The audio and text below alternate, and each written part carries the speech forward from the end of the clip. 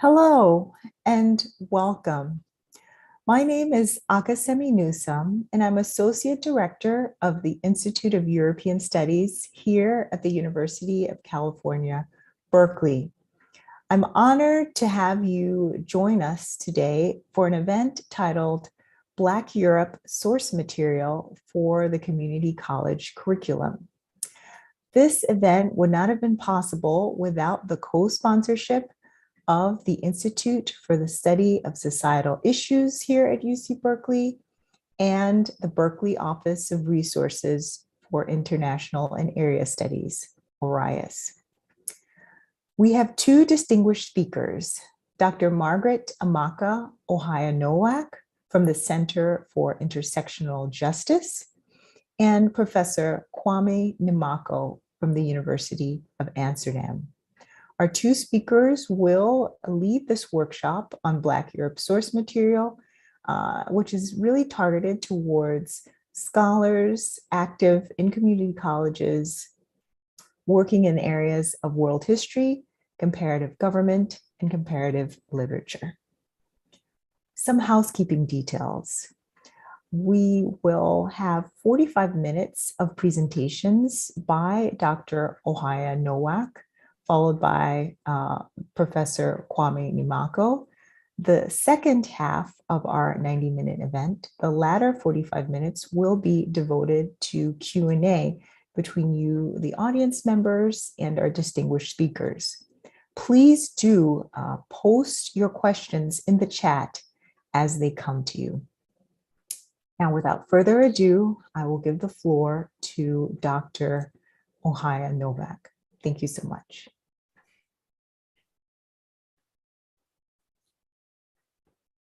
Oops. Hello, everybody. Good evening, good morning, good afternoon. Thank you for having me here. It's really an honor to be able to present on the topic that I've been working on for many years now, and which I also had a pleasure to study at the UC Berkeley. It's been 10 years already. I'm based in Poland, and the context that I will speak about today is Polish context, Black diaspora in Poland, and I will focus on source materials, but also I will focus on resources, secondary resources that include contemporary data that has been not really collected, but that they are somewhere that I'm trying to collect. So anything that you find useful, I'm happy to share after the session as well. And here just to briefly present you with some perspectives and trends, but also trying to look at these materials from historical perspective. Even though I'm not a historian, I'm a linguist and I'm a discourse analyst. And this also gives me a kind of approach to analyze material that I'm looking at. And also just to add to my affiliation, I also represent Alliance for Black Justice in Poland that I co-founded with my colleagues, with my African colleagues and women of African descent in Poland, and that I'm a lead of right now. I'm also happy to take any questions from you. But first of all, as I usually do when speaking in international setting, I find it's really important to present the context of the geographical context, the regional context, demographic context of the subject that I will be referring to, that is Poland, and how Black people are situated in the context. So when it comes to Black diaspora in Poland, Black Polish, but Black Eastern Europeans in general, but specifically Black Poles, it's difficult to actually present with any statistics, because even in the 2021 census that just was published, the only category for to identify people were on the basis of citizenship when it comes to race, ethnicity and so on, where only citizenship really and the country of origin or country of birth, and there is no ethnicity, or there is ethnicity, but there is no such ethnicity as blackness indicated in the census, which is also not distinct when it comes to the region and other European countries, except for the UK continent, where race category in Europe, on the continental Europe, is absent in censuses, which makes it difficult because then we don't have numbers, we don't have statistics to also base the research on. And these numbers need to be estimated on the basis of country of origin or country of citizenship, so to speak, and so on. So, but just to summarize from Bolaji Balogun, that I will be mentioning a lot, he's produced a lot of sources, secondary sources on history of Black diaspora in Poland, on races in Poland, on race in this geographical context. So contemporary sub-Saharan African population in Poland can be traced back to different settings, but mainly to educational migration under the communist regime, when the country strongly backed the anti-colonial movements, but it was during the communist regime. This is important because I will be referring to the earlier period as well when showing you primary resources from the war period in early 20th century.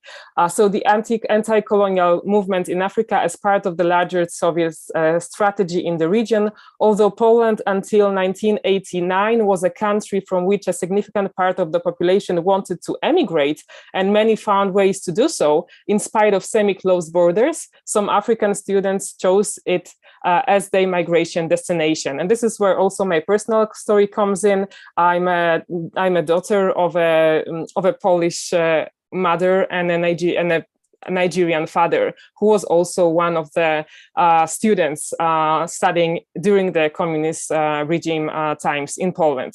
So the official statistics from this period show that the number of African graduates in the country increased steadily from just over 200 in the 1960s to almost 400 in the 1970s, rising to more than 700 during the 1980s. And I won't show the whole trajectory of how the numbers increased when it comes to students and also other citizens from other sub-Saharan, from African countries, but not only students. So these will also be professionals, but also those that migrate for different reasons, but also people with refugee background, which also gives an important intersectional context.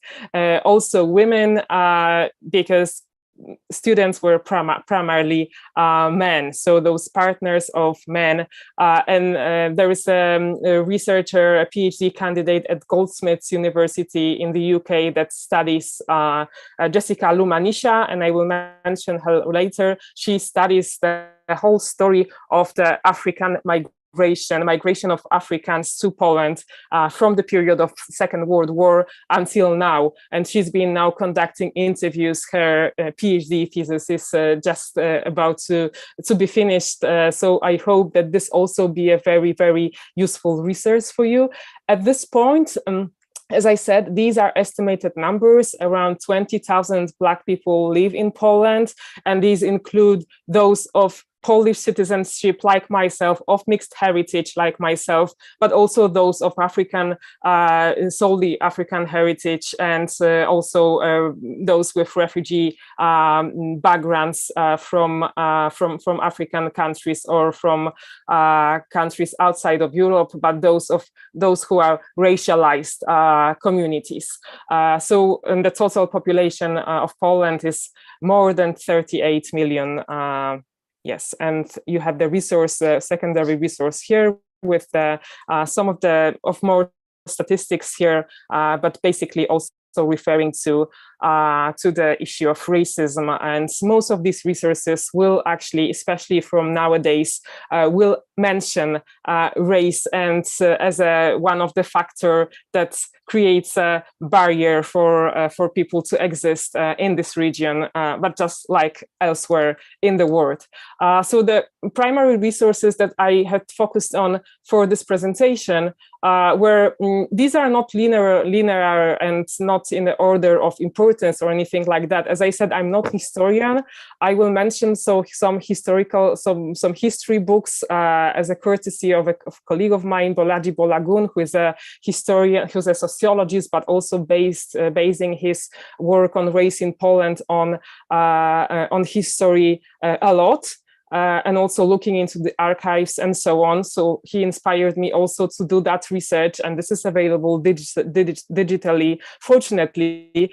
And I have an asset of speaking Polish, unlike Bolaji, so it's also something that I'm trying to also include that because a lot of resources and lots of sources will be in Polish language. And I also see it as one of the barriers for researchers across the globe to access them, because if you want to access them, you have to know the historical context that the word, the term Black people in the 1930s or 1960s or in the 17th century, because I will be showing you examples of those as well, paintings and images of representations of Black people from that period in Poland, in the Polish context. You have to know what terms were used to refer to Black people, and these were terms that are not used officially so much anymore, even though the discussion about the term that it's important. It's also curious. It's interesting that the term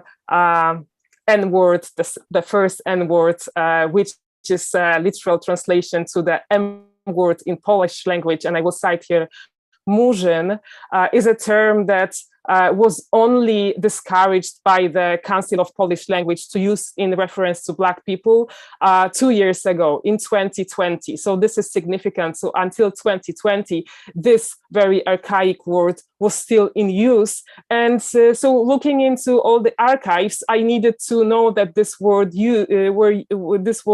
was used. It wasn't Black, it wasn't Blackness, it wasn't anything related to Black culture, but it was this M cultures, M behaviors, or M events, and so on. So this is also striking, that really to research the history of Black diaspora in Poland, you have to know the very specific context of this country and of this culture as well. So these are not only history books, but also images and pictures. There's quite a lot I will show you today. Legal documents that I also was able to approach. Newspapers and magazines from periods of time, especially in the 20s, but also especially nowadays interviews that I won't refer to so much, but just bearing in mind there are lots of also interviews now conducted nowadays with members of diaspora that also are relevant resources, and most of them are in Polish as well, and are published for Polish public. Public records, meaning here public archives, so from the public archives, but also personal documents, some of them legal documents, diaries and journals by travelers, but also by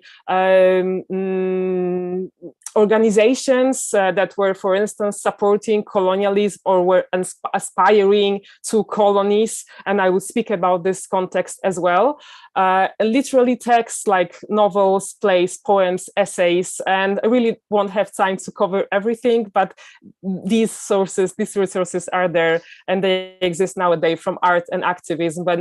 And last but not least, obviously, media and social media representations and everything that now appears when it comes to kind of re-identifying Blackness in Poland by the youngest population nowadays.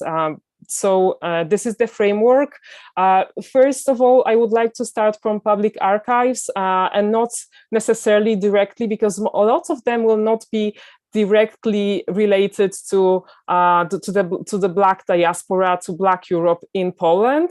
These will be more of the contextual archives where you can find Poland's connection to the global colonial economy that was used to develop the larger part of Gdańsk, which is one of the city at the seaside, a trade path for many resources and goods during the colonial time, but also other cities in northern Poland. So the National Maritime Museum in Gdańsk is and I will show some examples in a minute, is a good place to look for these connections, and not necessarily only in Polish, but also Museum of Migration in Gdynia, which is another city by the seaside, also useful resources with Polish history of migration to the world, and also with the Polish history of colonialism, which is widely denied. And just a bit to the past, to show you some examples of the documents that show how Poland was involved in the colony, in the colonies. This is on the left-hand side.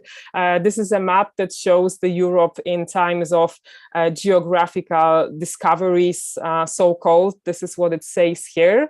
This is like an artistic impression that shows early trade routes during the colonial era, and maybe it's not so visible here, but it shows also Gdańsk in some way was also part of this route. So it was enabling goods to flow. And to just, I'll give you a reference to the article that was recently published by Bolagun, by Dr. Bolagun, and where he is explaining how this colonial aspirations and also colonial contribution was actually very powerful and visible. And on the right-hand side, there is an apotheosis of Gdańsk, commonly known as an allegory of Gdańsk trade. And Gdańsk was a center of trade during the colonial era. You can also see the monuments here that reflect colonialism and are very also they also show that Gdańsk was and Poland was engaged in the whole process of colonialism.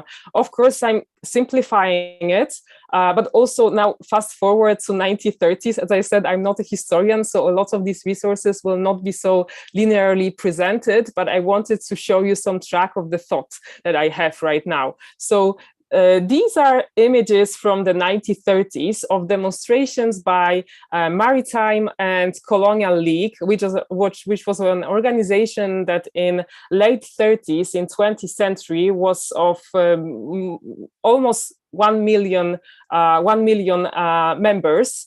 And these organizations demanded colonies, overseas colonies for Poland. It says here on the signs, we demand overseas colonies. The power on the right-hand side, the power of Poland lies in the colonies. And the source here is the National Digital Archive. And just one of the quotes from the leaders of the Maritime and Colonial League from 1935. We Poles, like the Italians, are facing a great problem of accommodating and employing a large population increase. We Poles, like the Italians, have the right to demand that export markets as well as areas for settlement to be opened to us, so that we may obtain raw materials necessarily to the national economy under conditions similar to those enjoyed by the colonial states. So this clearly shows that the aspirations were there, and this is also after Mussolini's speech and also stance on the subject. Other resources from the National Digital Archive, where you can find soldiers painted in blackface. This is also an evidence for Poland, especially for white Poland community, that blackface existed in Polish narratives as well, in Polish consciousness. It was there. This is the soldier painted with the black paste. Oftentimes it has been denied, connection with colonies and so on. You can see on the poster here as well, funds for the colonies, overseas colonies in so-called Africa. and this is late 30s. And just to continue this train of thoughts, as I said, not so literally close together when it comes to dates, but on the left-hand side, you can see the sign Africa, source of raw materials, in the demonstration of the Colonial League from the National Digital Archives. So this is not directly related to the existence of Black Poland or the existence of Black, but this gives a lot of context when it comes to researching contemporary situation of Black populations in Poland and in the region as well. On the right-hand side, you have a newspaper cover, a right-wing newspaper, which says Polish Colonial Imperium, and also the visual representation here. And the newspaper is from 2015, so it's recent. This is, there is a lot in between, lots of secondary materials that also will tell you about the aspirations of Maritime and Colonial League, and some of them I refer to here.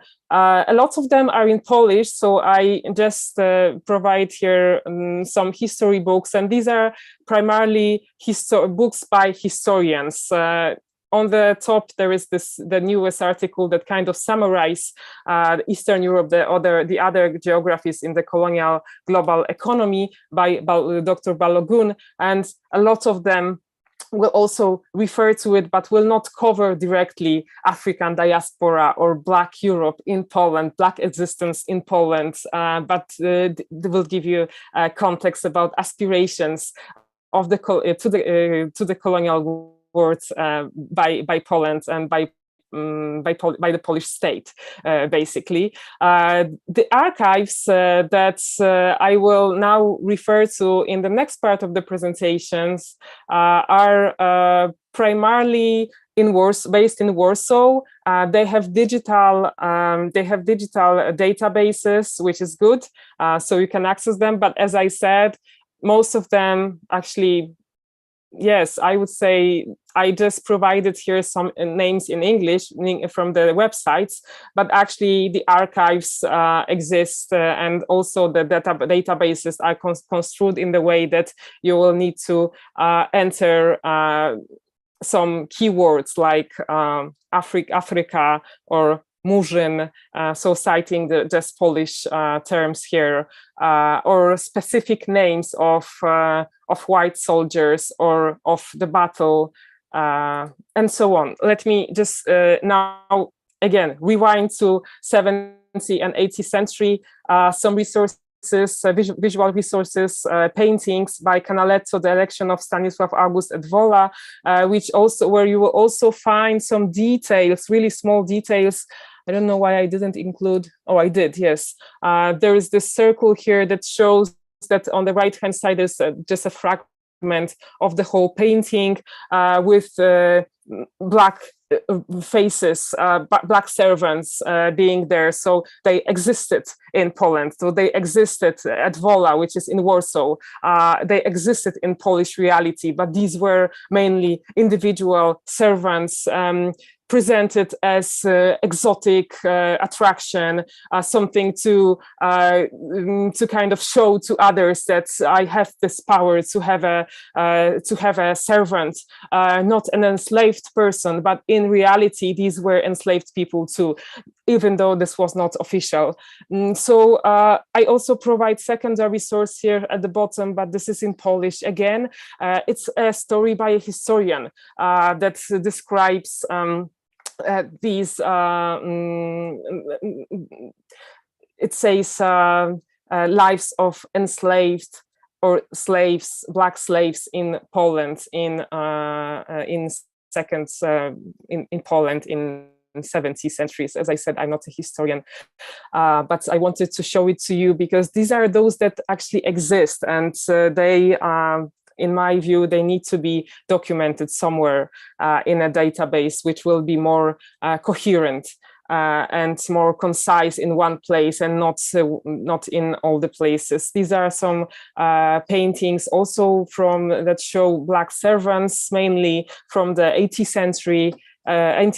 century, by the kings, and also they are available in the museums in Warsaw. Museum of King Jan III Palace at the Wilanów in Warsaw. So they are available there, but also digitally, of course.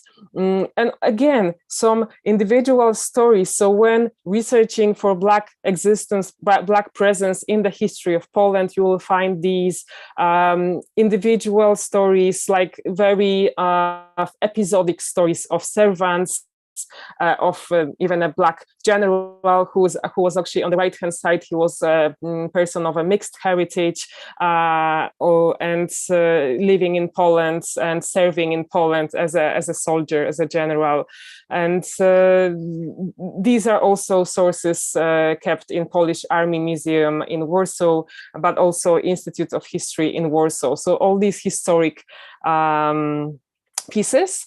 And this is fast forward to 19th century, also not necessarily in Poland, but showing Poles traveling and trying to colonize, of course, not politically, so to speak, I mean, culturally, politically as well, but colonize Africans in other parts of the world, on the African continent. And these are sites from the public archives. So again, so these archives, this is why it becomes a challenge to research this topic, because for this you will need to spend a lot of time to go through the archives and really look for these examples of representations that also show the attitudes, like on the left-hand side, Polish explorers sitting at these colonial masters, of course. On the right-hand side, Amazons in festive outfits, one of the representations of Black women in the newspaper Wędrowiec, available at Digital Library of Małopolska in Kraków, Poland. And this is, again, 19th century, some also examples of Black servants or soldiers assisting actually the king, John III Sobieski, in Warsaw. So there will be examples of those, but not so many. So these are just those examples that actually exist. Probably there are more, but they have not been studied. They have not been researched so far. And this needs a lot of work, as you can assume. This is the period of First World War and Second World War, where the context of Black people in Poland, mainly discovered later on, it has been researched later on, is about the soldiers, Black soldiers serving in Polish army, being partners and husbands to Polish women, also using the usage of word here for me as a linguist and discourse analyst is interesting, and the representation, the fact how they represent it. So that's why I'm showing you these visual images, and a lot of textual materials will be in Polish. A lot of them will be from the perspective of a white Pole, and most of all of them are from this perspective, except for one piece, very short piece that I will show you in a minute. And these are soldiers. These is 2 or 3 people, the same people, August Agbola or Brown and Sam Sandy here on these pictures, assisting soldiers in the Polish army during the periods, especially of the Warsaw Uprising, but also in the First World War. So the primary sources from this period will be images and notes, newspapers, but also archives of Museum of Warsaw Uprising, a really recently created museum. Also National Archives, diaries, stories and books, all in Polish by historians, but also by soldiers that were serving at that time, not right now, from some time ago, from 20, 30 years ago still, that were found, or some images that were found in the personal private archives of the soldiers, images of Black men. for example. So as I mentioned, August Agbola Brown, who was a Nigerian-born jazz musician, he resided in Poland from 1922 to 1956.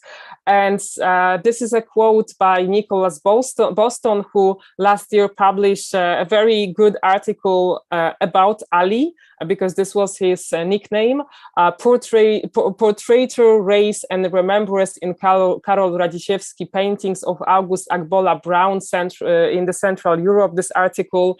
And he's showing how the discovery and then publicization of archived documents of Brown also contributed to the larger understanding of Blackness in Poland, but also it contributed to a kind of broader understanding of Warsaw Uprising for many, this very symbolic Black participant in the Warsaw Uprising also became kind of a figure for Poland to show the country as an open, diverse, and so on. This is fascinating how these things work. On the right-hand side, there is just an image from a movie from 1953, where Ali was also part of. About Warsaw Uprising. I promised to show some primary source written by it wasn't really written by him, but from the perspective of a Black man. And this is from the newspaper, a piece that says August Brown is missing. His wife was looking for him, and this was actually the first piece that was discovered by historians about a Black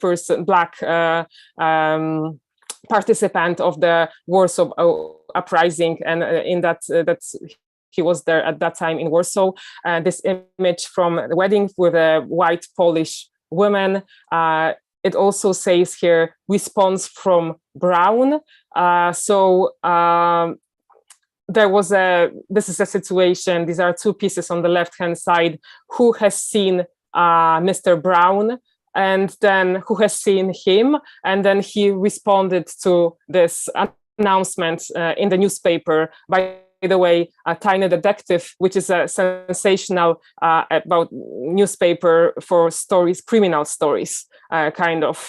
So these are also confusing whether these were real stories or whether these were maybe some made up stories, but just to show that there is a person like this, just to show the absurdity, I would say, of the whole situation.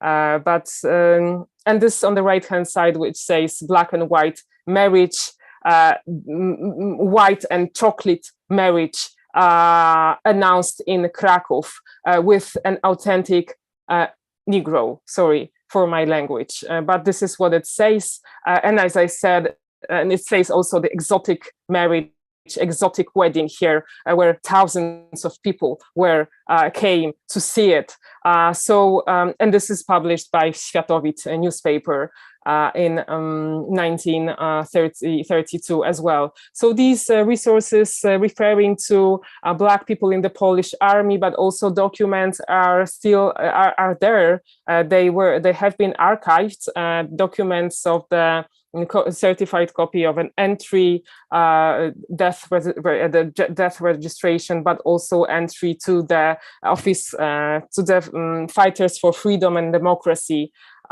Society. This probably will be could be useful to use. And fast forward to now, 2015, portrait of August Agbola Brown at the Warsaw Uprising, Museum of Warsaw Uprising, with a huge exhibition in 2015, and then followed by also commemoration of O. Brown in Warsaw, and state memorial, which was built in 2021 in Warsaw. So picture is from the private resources. And then the next era, I know that there is no time enough, but let me just jump quickly.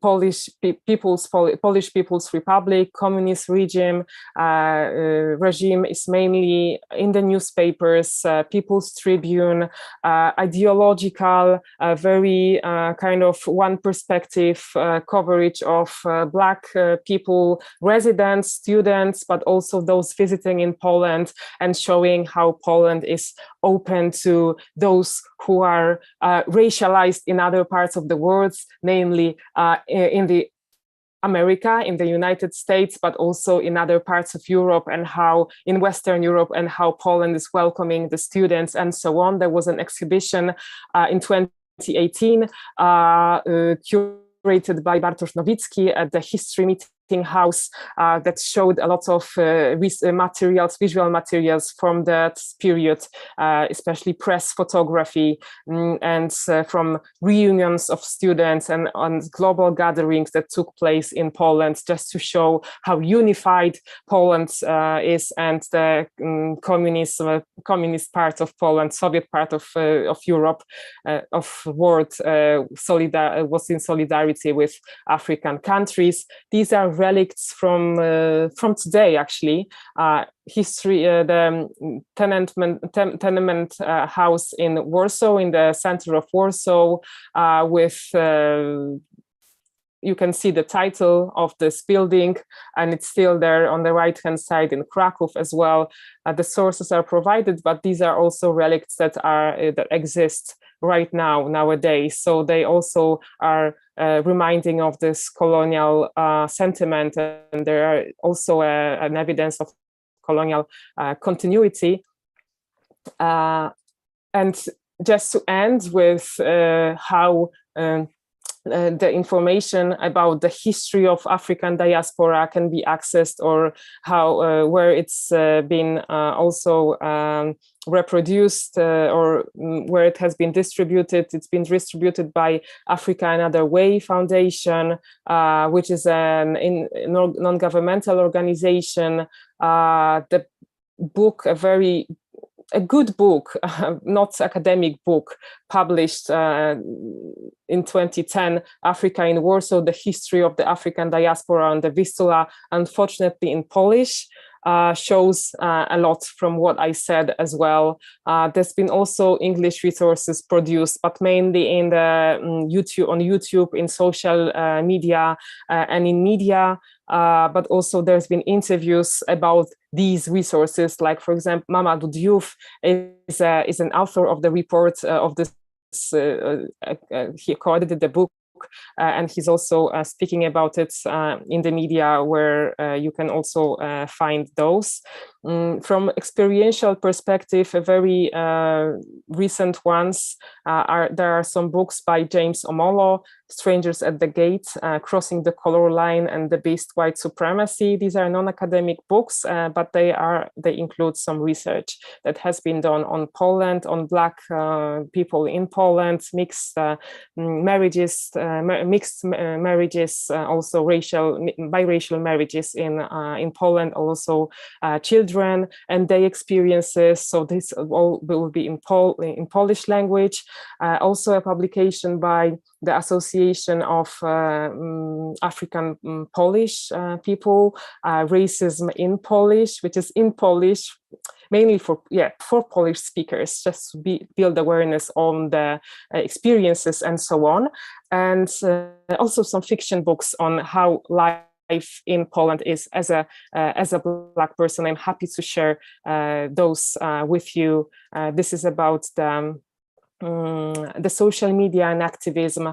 I also highly recommend Black is Polish Instagram platform, with just to see what matters to Black women in Poland. This is a platform created by young Black women, colleagues of mine from the Alliance as well, who are also shaping a new kind of perspective that was absent in the past, not academic, not research, not historical as well, but drawing a lot from the global context and from the connections that they have established. And the last thing will be about stories of Africans fleeing the war in Ukraine, These stories provide a lot of data and information on how Black people are treated in Poland on a daily basis, not only in the context of war, which was tragic, of escaping the war, but also it shows a lot how these colonial background is being continued on the structural level. And this also provides a lot of evidence for those that deny structural racism in Poland and deny experiences of racialized communities and Black communities in the region. And these will be mainly social media resources, Twitter, Instagram, Facebook, but also personal testimonies and secondary sources from the media, coverage of the media. And this provided a lot. This still needs to be collected in a structural order. Research has been conducted, help has been also offered to those that are in need of help, and there are recordings available where you can listen about the experiences of Africans escaping Ukraine and living in Poland and wishing to stay in Poland. This will also provide, I would say, a lot of useful information on how experiential side of contemporary life in contemporary Poland for Black people is. Thank you so much. Thank you very much, Dr. Ohaya Nowak, for that fascinating and groundbreaking presentation. I see there's a lot of activity in the chat as you have questions. Many of our audience members have questions. Please do keep posting them. We will have time for discussion after Professor Namako's presentation. The floor is yours, Professor Namako. Thank you.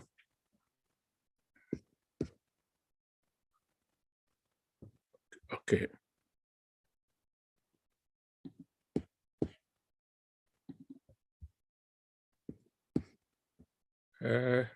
Is it okay like this, or should I do more?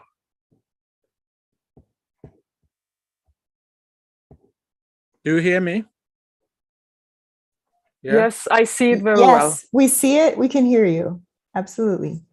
Okay, good. This is what I have here. What I'm going to do here is briefly to read history backwards by dealing with the contemporary situation in Europe in relation to what we call the European Union these days. So the question is, what is Europe, and what is the European Union, and what is Black Europe, and how does Black Europe compare with Black immigrants in Europe, and how to study Black Europe.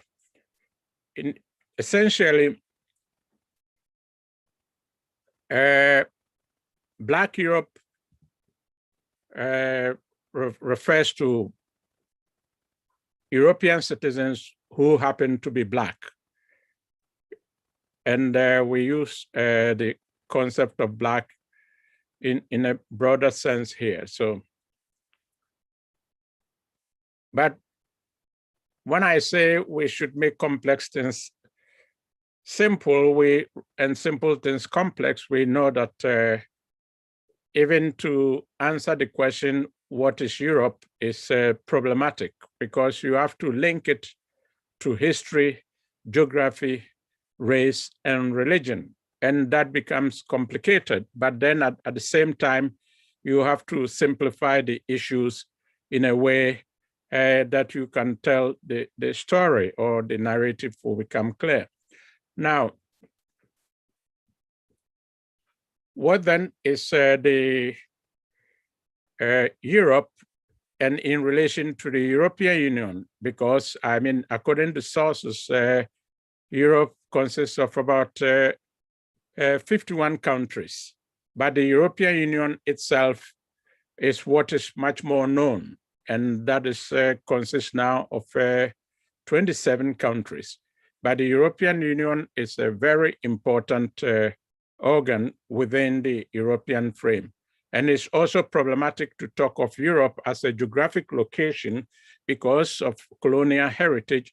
Europe also has territories outside the European Union in areas of Caribbean that is claimed by Europeans, and also until 100 years ago or 50 years ago, many countries were falling under European domination. So you had words like Francophone Africa, Anglophone Africa, and all those things, which makes it difficult to restrict the notion of Europe also to the geographic area. And of course, if you bring in the Black Europe, then you also have the issue of citizenship. That is where's the relationship between Europe as people understand it and Europeans who are not white or Black people who happen to be Europeans. So this also affects knowledge production and the way people study Europe within the universities, in the sense that in the European universities, generally people study Black people as immigrants, yeah, and extend this to cover issues like asylum seekers or refugees, and even in recent years, linking it to human trafficking and so-called modern slavery. All these things becomes the European universities and approach to the issue of Black people in Europe. Now, talking about the European Union, we should also, I want to shift the, no, I have not succeeded to show the trajectories of the European Union, because the European Union itself was started by 3 countries, that is Belgium, Netherlands, and Benelux, back in 1944 during the Second World War. So it became economic and security arrangement, and some 6 years later, it became a European coal and steel community when France, Germany, and Italy joined the Benelux. And 6 years later, it became the European Economic Community. And that is the interesting thing. So once these 6 countries have formed the European Economic Community, which is also referred to as the Treaty of Rome, then it brought in Germany and France and Italy. Then it also brought in the colonial heritage, because after the First World War, Germany had been expelled from the colonial booty, in the sense that Germany lost its colonies in Africa and elsewhere. And then during the Second World War, Italy also lost its colonies. Now, what we see here, as Margaret has also referred to, was how the Polish also wanted colonies, just like Italy. So all these things are linked in the European context. And you see also that it took a very long time before the European Economic Community, the 6 countries, started embracing other countries to join. For example, when Britain joined only in 1973. That is a long story, but it all tied into the decolonization process, which I cannot touch on now. But what is important is that whereas Italy and Germany were deprived of their colonies, when they were brought into the European Economic Community, it meant that they also had access to the colonies, which they had lost before, so that they can trade with the rest of the world. And years later, Greece joined the European Economic Community, and then followed by Portugal and Spain. And then in 1992, the Treaty of European Union, which is also called Maastricht Treaty, was enacted, and more countries also joined the Union: Austria, Finland, and Sweden. This is what I call the shifting boundaries. So anytime more countries join, then the European Union boundaries also extend. It also affects the borders and then the migrations. And then after 2004, more countries joined, the Cyprus, Czech Republic, Estonia, Slovakia, and Slovenia. All these countries came in. And then as you see in 2021, that is last year, Britain decided to leave the European Union, and now it has the 27 countries. Now, what I argue also in my work is that European Union itself is shaped by stakeholders. That is cooperation, corporate Europe, which have interest in the expansion of the European Union because they need more production and more markets. And then you have the European states, which manage their territories and which determines who comes in and who goes out, and which also explains why Britain came in and went out again. So the state goes out. And then you have European citizens themselves who are also influencing this whole process of who is an European and who is not, and who should belong and who does not belong. You see, so on the one hand, maybe the corporations may need labor and therefore extend labor rules that can incorporate other groups, but you have citizens out of nativism who also feel that Europeans are a specific group with specific identity, history, geography, race, and religion. So all these issues find their expression in what I call the discourse and mobilization, where different groups mobilize.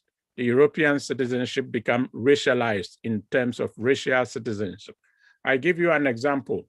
If a Black person is in Europe, let's say in the Netherlands, in Amsterdam, where I'm speaking from, if you meet a Black person, it is normally, even if that young person has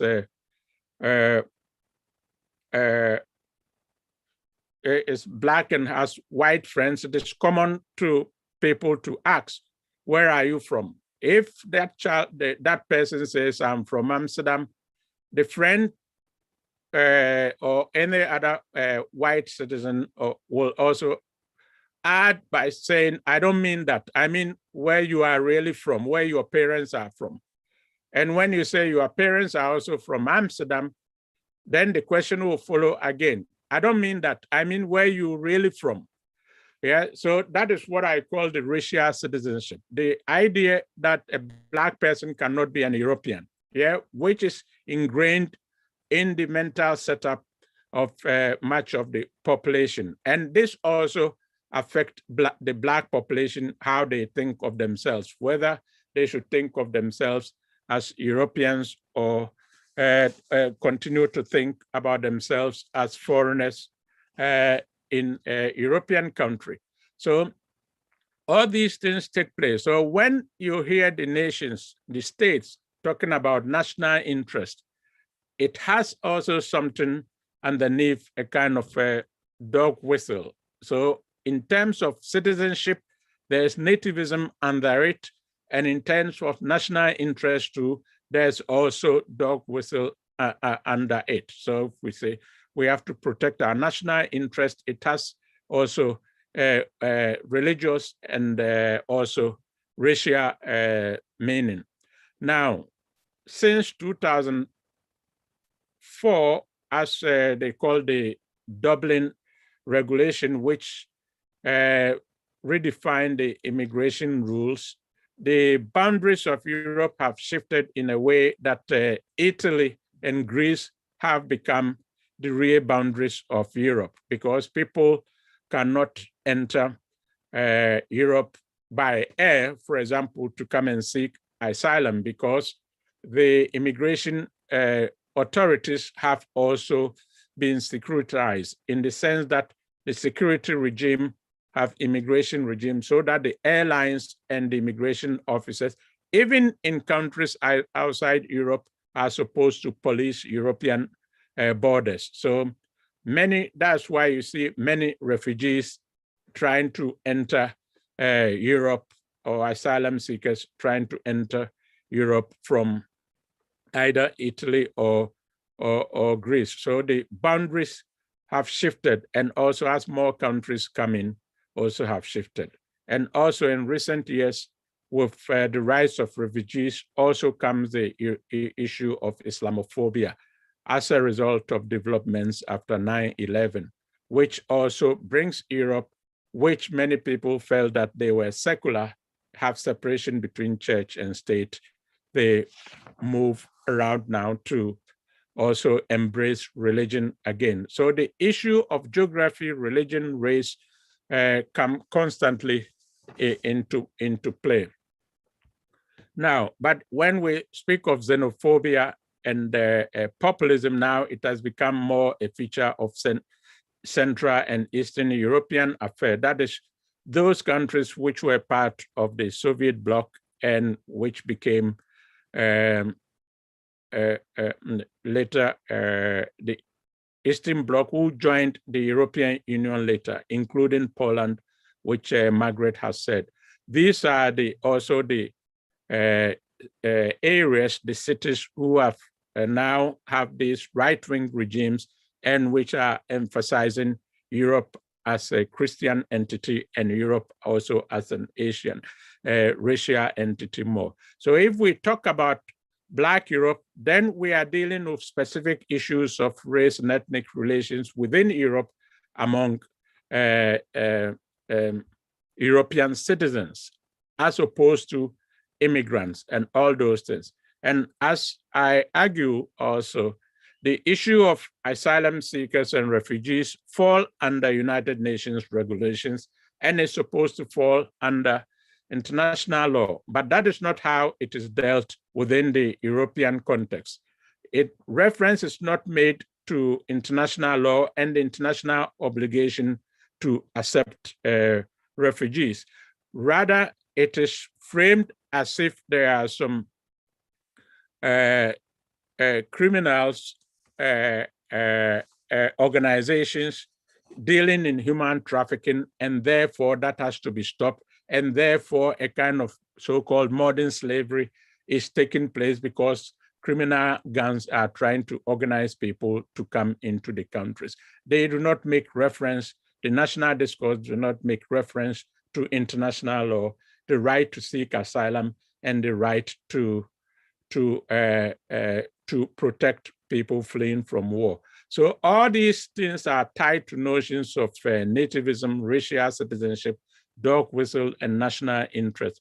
So if it becomes a kind of psychological warfare to listen to news and also to read the newspapers, and how all these terminologies like human trafficking and modern slavery are gaining traction in societies, partly because of the issue of immigration.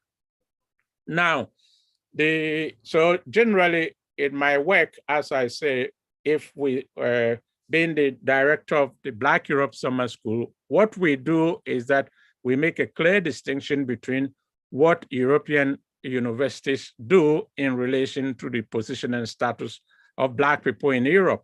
So they view and study Black people as immigrants.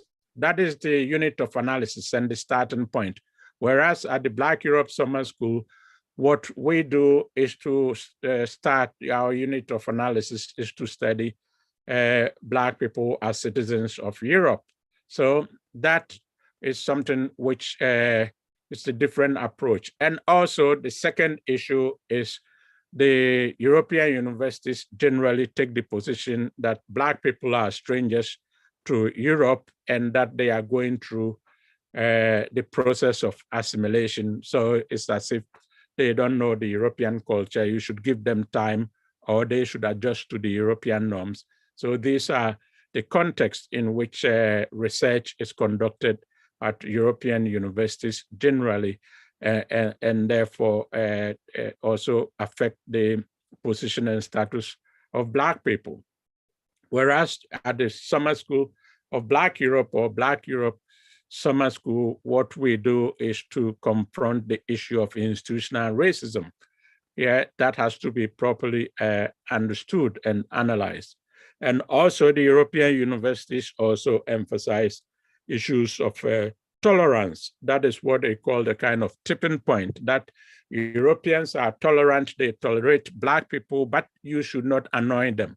You should not let them reach a tipping point because they will not tolerate certain type of behavior also. So part of this whole assimilation process, distinguishing those Black people who can behave well and those who cannot behave well, and that Black people should be grateful that they are in Europe because they make reference to Africans, that their continent is ravaged by war or hunger and all those things, whereas Black Europeans demand rights and respect in the context. So this gives a kind of an idea about how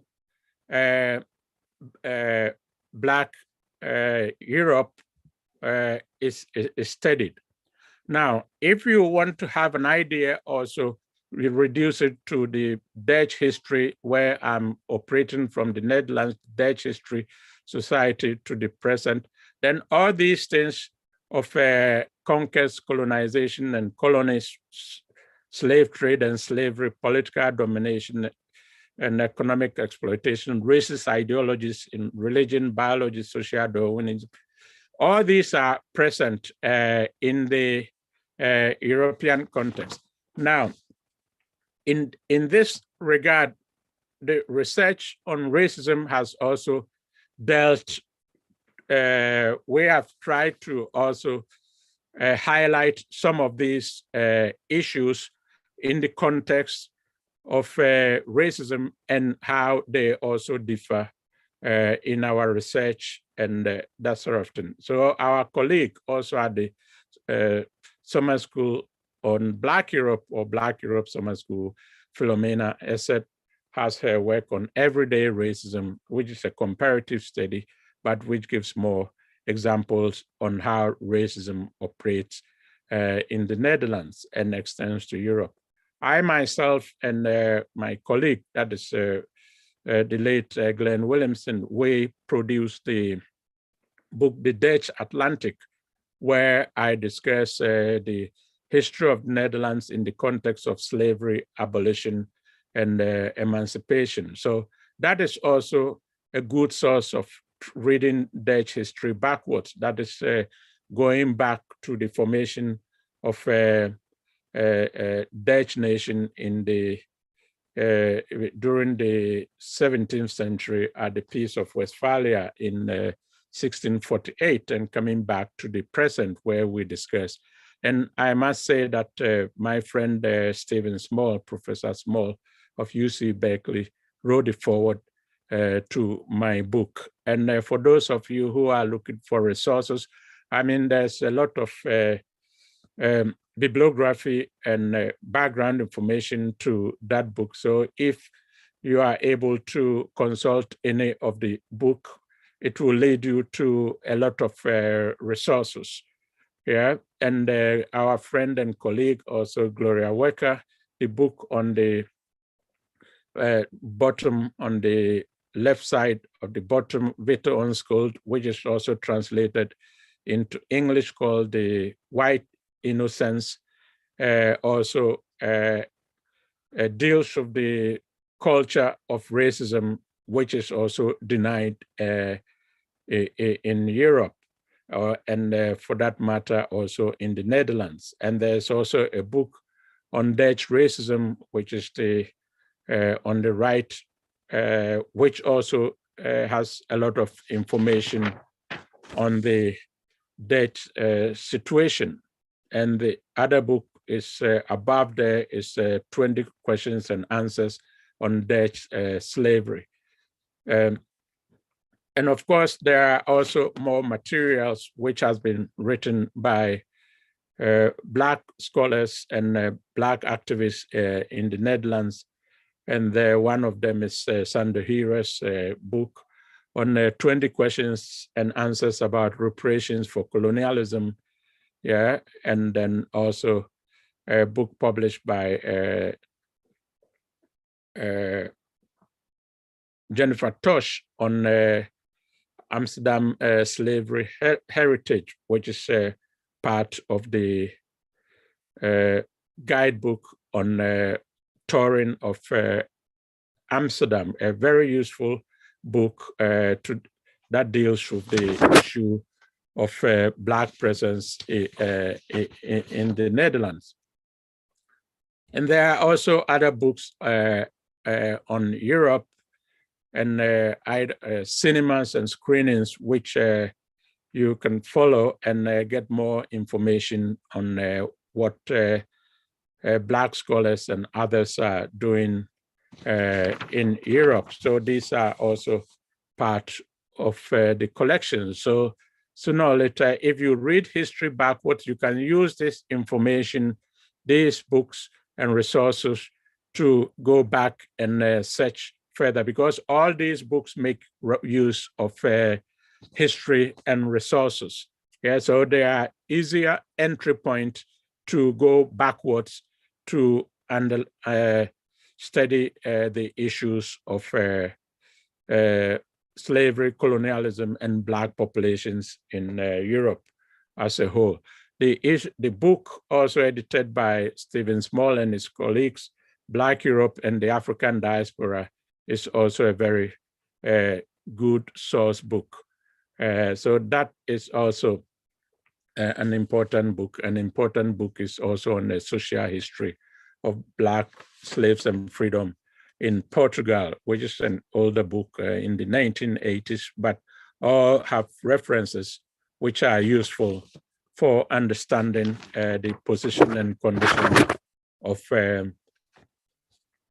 the Black Europe. And these are also some of the sources, book sources on the Black Germany and also Black France and Black Portugal. All these are useful resources which goes back and forth about the position and status of Black population in Europe. There's a lot I can say, but it seems given the time frame which we are working on, I think I have to show you the last, this is the summer school on Black Europe, which will take place in 2 weeks from now. This is the poster of last year, but in 2 weeks from now, we shall also have summer school on Black Europe, where we interrogate citizenship, race, and ethnic relations in Europe. It is a 2-week summer school intensive course. So if you are interested in the summer school too, or what we are doing there, you can also access the source, and you also get to know some of the authors and authorities on the issues we are discussing here. And also on the right, on top of right, is a book by Professor Small on 20 questions and answers on Black Europe, which also has sufficient resources and answers to deal with. I think I want to rest my case here and answer your questions. And so I'll turn to the host and see if you have more questions for us to deal with, because as I said, we are making simple things complex and complex things simple. So I'll be able to elaborate on other issues that come forth. Thank you for listening. Thank you very much, Professor Namako, for that engrossing, engaging, and fascinating presentation. I see there are many questions in the chat, and I will turn to them. So the first one is directed at Dr. Ohaya Novak. And the question says, how would you characterize the treatment of Black people in Poland during the different historic periods? Yeah, thank you for this question. And also, Kwame, thank you for this presentation, really insightful. and I learned a lot again by listening to you. About the different historic periods, I would say the treatment has not changed that much. What changed is the reality, the social landscape. So by now, also referring to my experience as a person born and raised in Poland in the 80s, raised in Poland in the 80s, and also educated in Poland, but also living in a relatively big city, I see that people are more, I would say, used to seeing a Black person, and it was not the case in the past, during the communist regime, for instance, where we were seen as some museum objects. And I would say the same goes back to the early 20th century and also to the past centuries as well, where Black people were exoticized, were seen as only those that are designated to some servant jobs. But these were also mainly men, those that we know of. And we don't know of women, for instance, that lived in Poland during that period of time in the 18th century or 19th century. But this work still needs to be done. Maybe it's impossible to even trace it. But I would say the consciousness and the kind of attitudes and social perception of Black people in Poland has still been the same. It's shown in general discourse. It's shown. You can see it in the media representations, in mainstream narratives that I've been researching in the past 14 years. This discourse of division between us and them, this very racial discourse that shows us as a threat.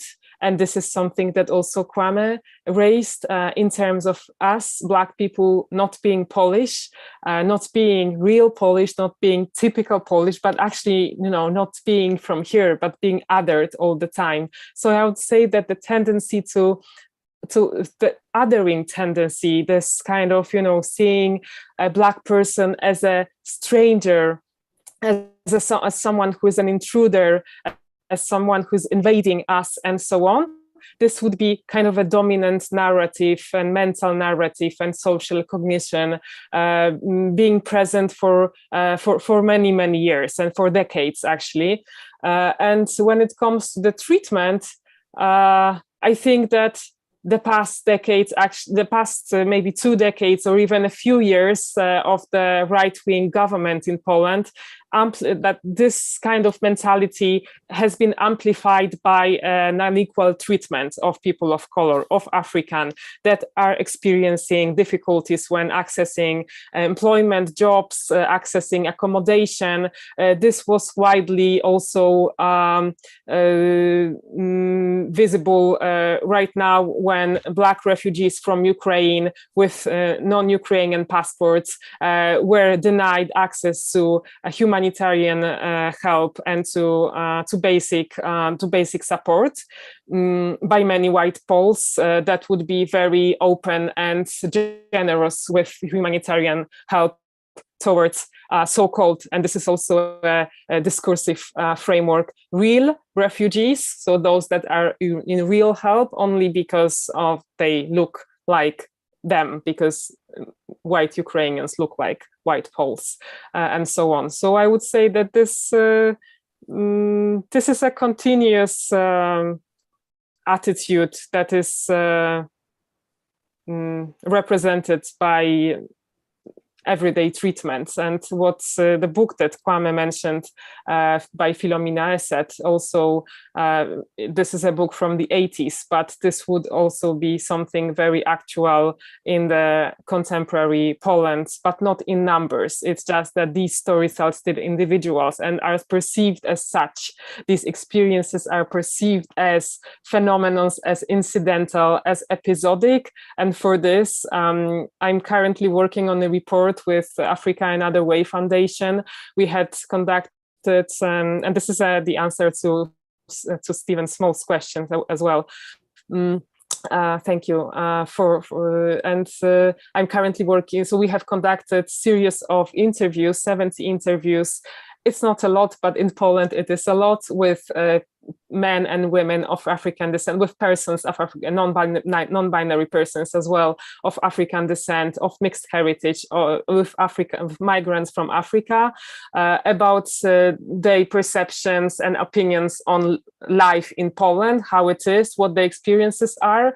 And we are hoping to complete the report by fall this year, but to show experiences that are repetitive. So the experience that Kwame mentioned, where are you from? This constant questioning of your identity, of the Black identity, of your European identity, but also of you having just right to be here. These constant compliments, quote unquote compliments.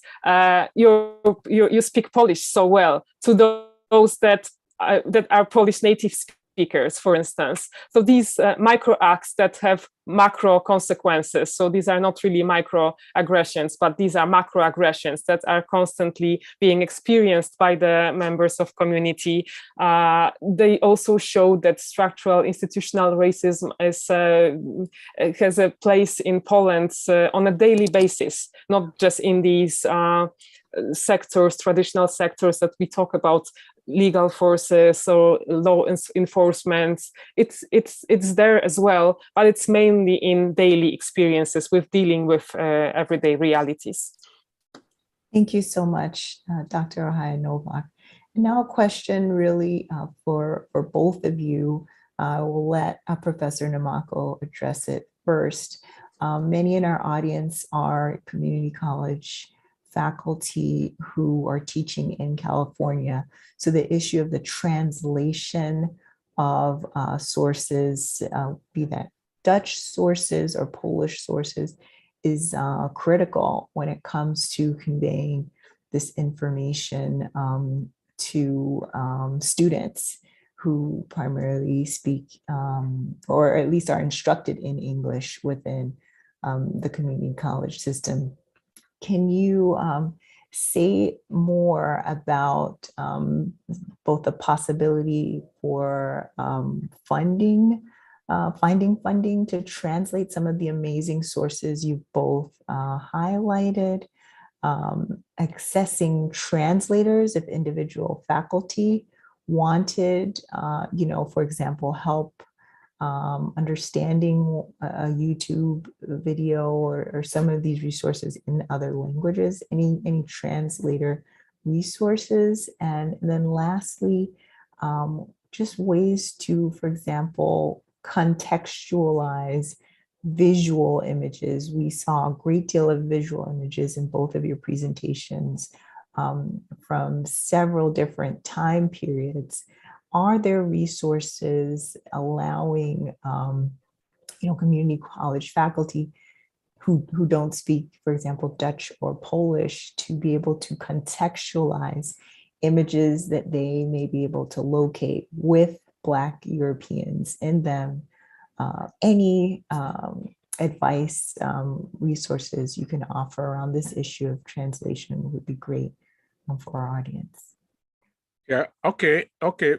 Talking about contextualization, I mean, that is fundamental. That's why I started with a unit of analysis and also started by saying something about making things complex, complex things simple, and simple things complex, because we have to understand that the knowledge production, our starting point, is in itself problematic, in a sense that our knowledge, all of us are Eurocentric, in a sense that the knowledge or the canons of knowledge in social science and all these things which are framed as is Eurocentric, and that is based on pillars of 4 pillars, that is race, religion, geography, location, and then culture. I mean, in terms of geography, for example, if you look at geography in the world history, Europe is an Asian peninsula. So when do Europeans become Europeans? When do Europeans become white? And how do they racialize other people? So we have all been trained or become Eurocentric in a sense that this idea of knowledge production starts from somewhere, and also the Europeans have given rise to all these issues now, the Eurocentric. So we have to recognize that we are Eurocentric, and therefore the way we look at history and also look at other people's are Eurocentric. The second thing we have to also understand is that we are all nationalists in the sense that the education which people have received are framed in the context of their nations and their nationalistic perspective. So they look also at things from the perspective of their nations and youth. There's nothing wrong about that, but we need to have that consciousness to start with, that we are Eurocentric, we are nationalist in our perspective, because we expect the same things from other people, because if we think it is here like that. And the third thing we have to also recognize is the compartmentalization of knowledge production itself, that the disciplines are so compartmentalized that people think that if you need something, you need to go to the archives. Yeah, so that is the thing, because this is also the division of labor which the 19th century social science scholarship brought about, where they divided people in terms of people with written language and people without history, without written language, and all those things, and therefore cast Africans outside there as people without knowledge, and therefore to be studied by anthropologists and all these things. So the information is there, the sources are there, but like I said, I read history backwards and go as far back as I can. But if you want to read history from antiquity, then it becomes also complicated. Then it becomes as if it is a history of a specific group, a discipline. Yeah, but my background is economics. I have a PhD in economics, but I have always argued that history does not belong to historians. Yeah, it is not the prerogative of historians. So one should not shy away from working backwards, looking into history to understand the present or whatever the case is. So to come to the point, yes, if one is looking for sources, and it depends on also networks and connections, and one needs to know whom to contact for a given issue, then one can have assistance. So this is where Black scholarship is necessary. I showed you some of these books, but the problem is that we do not have these institutions ready to be able to answer or respond to some of these queries. Yeah, for example, myself and Professor Small, we are now institutionalizing Black Europe Summer School into Institute of Black Europe, where we can, and Margaret would be part of that institute too, and she's coming in 2 weeks' time to Netherlands for us to try to finalize these issues, also to use as a source of resources to be able to connect people from other places who want to know more about conditions of Europe in general, and Black Europe and Black Europeans in particular. So that potential is there, but it's not institutionalized. So one has to use some available network and some of the resources we have just exposed and work backwards. That is what I can say. Yeah. Thank you. Dr. Ohia Nowak? Really, I don't have much more to say other than to support what Kwame, Professor Nimako said, and maybe to refer you to one resource that I find really impressive. Let me share my screen again. When I was looking for some additional resources for this presentation, I found this project, Black Central Europe. Probably some of you or most of you know it. I didn't know it before. This seems like a complete project on collecting and archiving English and German sources on Black Central Europe, or Black German, so to speak, which also has connections with Polish context. I see these kinds of projects very needed and necessary that this requires funding, and this requires structural resources, and also, as Kwame said, correct people to do it from certain perspective, from a very, very engaged perspective that would not be reproducing dominant patterns of knowledge. I would say this requires deeper understanding, and not just saying, oh, this could be a translator because they speak Polish and they are researching race, but they are actually white people, and then it will be reproduction of these structures that we are all in. But even those, these numbers are scarce. Little of people that do research on race and racism and Black diaspora in Poland, and would speak both English and Polish and would also be able to do the translating work, for instance, because this is also a skill to have. It's not enough to speak two languages to do it. So just to answer this particular part of your question. Well, I think. Sorry. Go ahead. I also think that if people, people do not do everything; they do specific things. So if people want some specific knowledge about certain issues, then it could be more specific. But if people just say they want more information on Black people in Europe or whatever the case is, that becomes problematic. So if people are focused, then it is possible that we will be able to assist one way or the other. Yeah. Okay, well, of course, in no way I want to concur with Professor Small, who's in the audience, that this cannot be a conclusive discussion. This is merely an introduction for many in the audience who are starting their journey and learning about available sources of knowledge on Black European communities. So, one final question before we conclude the event. I have a question about a sense of Black European identity. The question is, are Black identities divided by nation state? And of course, to be nationalist in the US, there's a concept of a one-drop rule. So having only a small bit of African ancestry makes one Black. This is a very broad question, but could you speak to really the boundaries and borders and articulations of Black European identity? Perhaps Professor Namako, you can start. Yeah. Yes and no.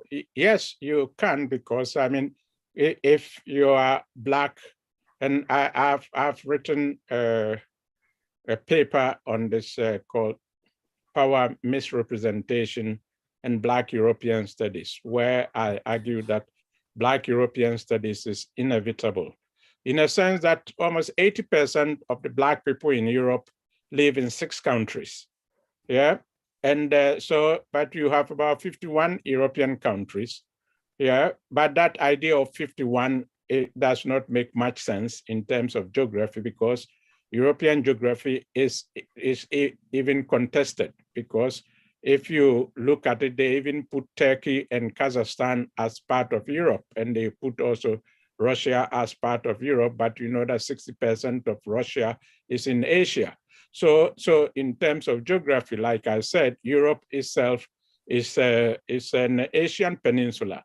And what some Afrocentric and Black people have been trying to do, which I also consider a bit Eurocentric, is they think that they want to demonstrate that Black people have always been in Europe. And so, but if you look at the world map, the Afro-Eurasian world map, you see that Africa and Europe and Asia is connected. Yeah, so people have been navigating and have been traveling and have been moving around all the time. So this idea of discoveries, as if Africans and Europeans and Asians did not know each other until Columbus came to globalize or liberate all of us. I mean, that in itself is an Eurocentric notion of history, and that people are trying to prove that Black people have been in Europe for thousands of years. So what? The point is that the people, you look at the geography and use common sense, you know, people have always been traveling, but there's difference between people knowing each other and people being racialized, yeah, which is a power relations. What we are experiencing these days is psychological warfare, and we should understand how these things evolved. Like I said, my background is economics, so I know how the world economy works and how it has all emerged. So if you talk of Black identity in Europe, of course, Black Britain is the only European country that emphasizes race or that use race. And therefore, the Black people in Europe may call themselves Black British more than Black people, let's say, in the Netherlands or whatever the case is. But they will all face the same issues. So on the one hand, every nation also frames its Black people, so to speak. Yeah, so, but the identity is still there, whether it is in music, it is in other areas and where people meet. So the shared identity is there. But the point which brings us back to the issue of African diaspora and African descent. It doesn't matter how you look at it. At the end of the day, it goes back to traces to Africa. Yeah, but then it comes back again to Europe. So we make a distinction between citizenship and the issue of race. So that once you are, let's say you are an American citizen and you enter Europe, you can be Black, but you will be first and foremost be greeted as American at the airport. But if you're a Black person from Senegal and you enter Europe, you be greeted as an African at the airport, and you will be put beside to wait for your turn. You cannot enter, even if you are walking with your fellow African American. You enter the same plane, you arrive at the same airport, you meet the same immigration officers, but you will be treated differently. Yeah, because one is an American and one is a Senegalese. So all these issues also affect the way people will view their identity in Europe. So Black Europeans who are Black citizens view Europe and move much more freely within Europe than Black immigrants, so to speak. And that also shapes the identity, but they recognize also the commonalities, so to speak. So that is how I can put it in that sense. Mm-hmm. Thank you. I know it's late, so not sure if I'm allowed to say. Yes, please. Okay. Just wanted to add to what has been said about the Black identity. In Black European identity needs to be really looked at from intersectional perspective, from intersectional lens, because what I find extremely crucial is also some divisions or differences within the community between, for example, Black Western European, so-called Western Europeans and Black Eastern Europeans, Black Central Europeans, which are completely different identities and also histories in terms of shaping these identities, like Afro-Germans with a long history of claiming and stating their identity, a close, very small proximity to Poland, but completely different approach to this, or maybe, self-identification. From my research and conversations with many African Polish people that are of mixed heritage, because this is what I meant mainly when I mean Afro, also reclaiming the Black Europeanness within the Eastern Europe, Eastern European identity is how to